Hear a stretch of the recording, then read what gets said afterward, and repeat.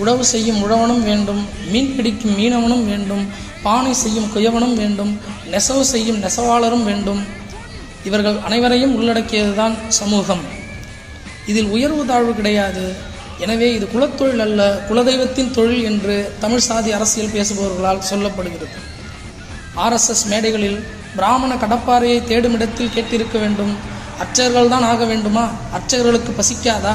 அர்ச்சகர்கள் ஆவதை விட்டுவிட்டு நடவு செய்ய வாருங்கள், பானை செய்ய வாருங்கள், களை எடுக்க வாருங்கள் என்று அழைப்பு விடுத்திருக்க வேண்டும். மாறாக சாதியின் அடிப்படையில் பல தலைமுறைகளாக விதிக்கப்பட்ட தொழிலைத்தான் செய்து கொண்டிருக்கும் தலைமுறையில் இருந்து கல்வியை கொண்டு அதிகாரத்தை கைப்பற்ற நினைக்கும் மாணவர்கள் மத்தியில் IAS தான் ஆக வேண்டுமா, IPS தான் ஆக வேண்டுமா, டாக்டர் தான் ஆக வேண்டுமா, ஏன் இவர்களுக்கெல்லாம் பசிக்காதா என்று சொல்வது கல்வியின் மூலம் அவர்கள் அடையும் முன்னேற்றத்திற்கு முட்டுக்கட்டை போடுவதற்கு சமமாகும். வேளாண்மையை முன்னிறுத்த வேண்டும் என்றால் வேளாண் சார்ந்த படிப்புகளை ஊக்குவிக்க வேண்டும்.